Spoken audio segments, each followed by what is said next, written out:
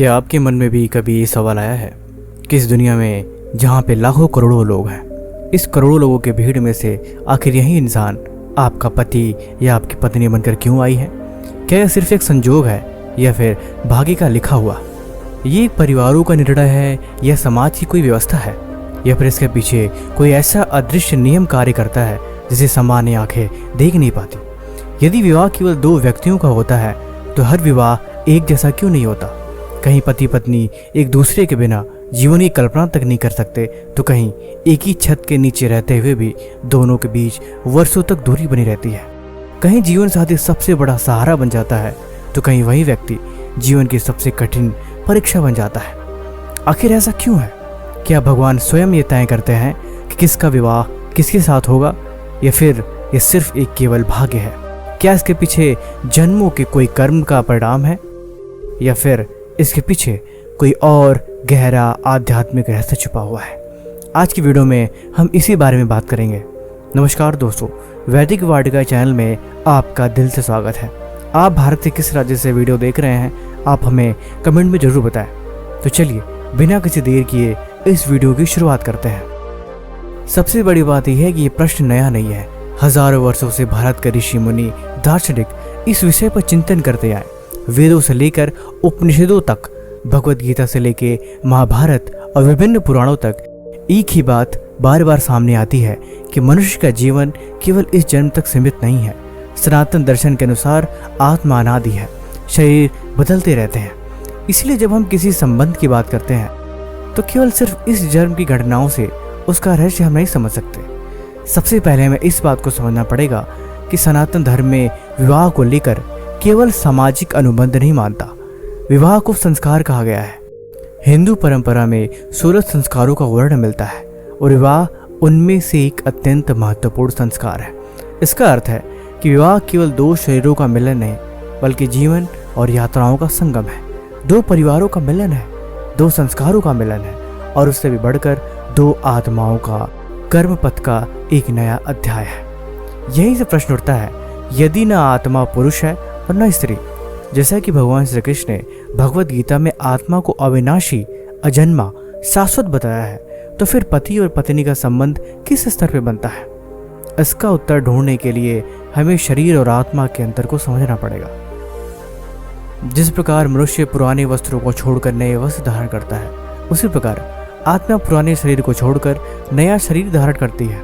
यही एक अत्यंत महत्वपूर्ण बात समझनी चाहिए। अक्सर लोग यही मान लेते हैं कि सब कुछ कर्मों से तय है, तो फिर मनुष्य के पास स्वतंत्रता क्या ही बची। लेकिन भगवत गीता का संदेश इससे अलग है। गीता कर्म करने का अधिकार देती है, परंतु परिणाम और आधार पर अधिकार नहीं। इसका अर्थ है, परिस्थितियां चाहे जैसी भी हो, प्रतिक्रिया आज भी हमारे हाथ में है। यही स्वतंत्र इच्छा है।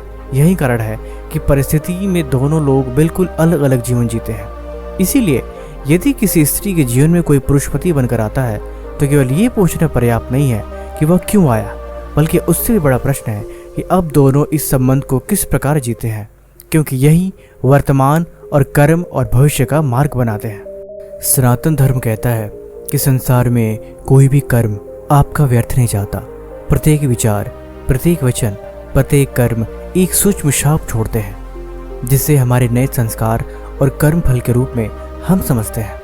यही कारण है कि जीवन में मिलने वाली परिस्थितियां केवल वर्तमान के प्रयासों से नहीं होती, बल्कि वो आपके पिछले जन्म के कर्मों से भी निर्धारित होती है। इसका अर्थ ये नहीं कि हमारा भविष्य पूरी तरह पहले से लिखा हुआ है, बल्कि यह है कि हम जिन परिस्थितियों में जन्म लेते हैं वे कर्मों से प्रभावित होती हैं। संबंध केवल सुविधा से नहीं बनते, वे अपने साथ उत्तरदायित्व लेकर आते हैं। पति पत्नी का संबंध भी ऐसा ही है। विवाह के बाद केवल व्यक्ति अपना घर ही साझा नहीं करता, बल्कि वे एक दूसरे से सुख दुख, संघर्ष, आशाओं और जिम्मेदारियों को भी साझा करते हैं। इसीलिए यह संबंध मनुष्य को भीतर से बदलने की क्षमता रखता है। रामायण में भगवान श्री राम और माता का जीवन केवल दाम्पत्य प्रेम की कथा नहीं थी, बल्कि धर्म, त्याग, विश्वास और कर्तव्य की परीक्षा की भी शिक्षा है। इसीलिए अगर हम सभी ग्रंथों, सभी अपने पुराणों, उपनिषदों में देखें, तो एक बात हमें साफ समझ में आती है कि आपके पिछले जन्म के कर्म ही आपका इस जन्म को बनाते हैं। यानी आपके रिश्ते, चाहे वो आपका पुत्र हो, चाहे आपका पति या चाहे आपका परिवार, चाहे आपके माँ बाप ही क्यों ना हो, वे सब कुछ आपके कर्मों का ही फल है। आप किस घर में, किसकी कोख में जन्म लेते हैं, ये सब कुछ पहले से निर्धारित होता है या नहीं, शायद इसकी संभावना कम हो, लेकिन आप किसके घर में जन्म लेंगे, ये सब कुछ आपके कर्म ही निर्धारित करते हैं। और कर्मों के बदौलत ही आपको सुख या दुख मिलता है। जो आपका पति है, जो आपकी पत्नी है, वो सब कुछ आपके कर्म के निर्धारण से ही बना हुआ है। चाहे आप कितना भी उससे भागने की कोशिश कर लें, चाहे आप उससे बदलने की कोशिश कर लें, लेकिन वो कभी नहीं बदलने वाला। कर्मों का फल और कर्मों का लेखा जोखा निर्धारित होता है, वो आपको किसी भी कीमत पे मिल के ही रहता है। यही वजह है कि कुछ लोग बड़े सुखी से जीवन काटते हैं, सुविधाएं ना होते हुए भी उनका जीवन संपन्न रहता है, लेकिन कुछ लोग सब कुछ होने के बावजूद भी दुखी और चिंतित रहते हैं।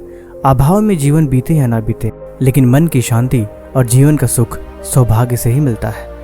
बाकी आपका इस बारे में क्या विचार है, हमें कमेंट बॉक्स में जरूर बताएं।